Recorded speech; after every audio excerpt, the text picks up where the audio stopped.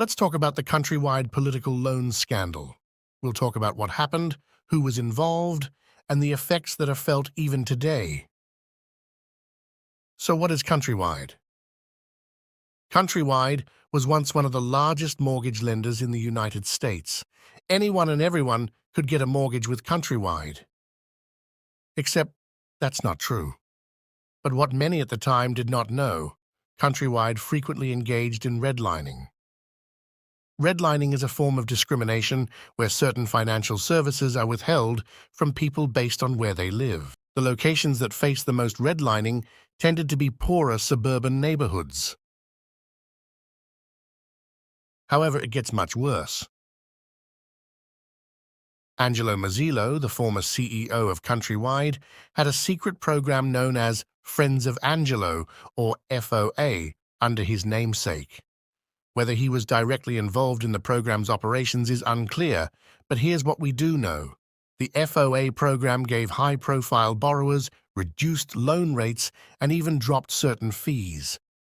FOA members ranged from industrialists to politicians. Among these people, three key FOA members stand out: Democrat Christopher Dodd, chairman of the Senate Banking Committee; Democrat Kent Conrad, chairman of the Senate Budget Committee; and Republican Ed Royce, member of the House of Representatives Financial Services Committee. Unfortunately for Mazzillo and Countrywide, it didn't take long for investigative journalists to uncover the unfair deals being offered through the FOA program. In June 2008, Condé Nast, a media company, reported that numerous politicians in D.C. had received mortgage financing at uncompetitive rates at Countrywide Financial. This report revealed information on the FOA program and its members. For those receiving FOA loans at Countrywide, which includes former Senators Dodd and Conrad, allegations of their involvement were brought to a congressional ethics panel. As for the former Countrywide executives, the SEC filed charges of securities fraud and insider trading. And just like that, everything was fixed, right? No, not at all. In fact, most of the U.S. was on the verge of facing the worst recession since the Great Depression. This was the tip of the iceberg. When the lawsuits and publicity for the Countrywide loan scandal were taking place, so too were the uncovering of many other companies' fraud.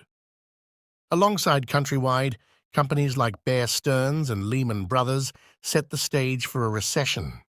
Their dealings led to a violent economic whiplash where unemployment increased, consumer spending decreased, stock markets crashed, and many were quick to sell their properties. According to the Federal Reserve Bank of San Francisco, the U.S.'s GDP didn't completely recover until 2017. That's nearly a decade of damage, and some of the effects are still felt today. Despite the GDP's recovery, there were still permanent losses. Moreover, historically high levels of student debt, diminished job prospects among young adults, and long-term unemployment for many. The damage done by Countrywide is paramount. However, time heals all wounds. Most consumers have recovered from the recession. Countrywide has undergone significant reform since its acquisition by Bank of America. While the future is hard to predict, it seems that companies have learned from the past. All signs indicate a path to a brighter future. A huge thank you to Javier Gonzalez-Rollins, who handled planning and research, Hayden Rowland, who handled research and organization, Ethan Ritchie, who handled design and slide animation, and 11 Labs, who provided an AI voiceover to tie everything together. Additionally, I'd like to thank you, the audience. Thank you for attending this presentation. If you'd like your own slideshow, logo, flyer, or other graphic design for your business or event, feel free to contact asaji.business@proton.me. That's asaji.business@proton.me. Asaji, the design you deserve.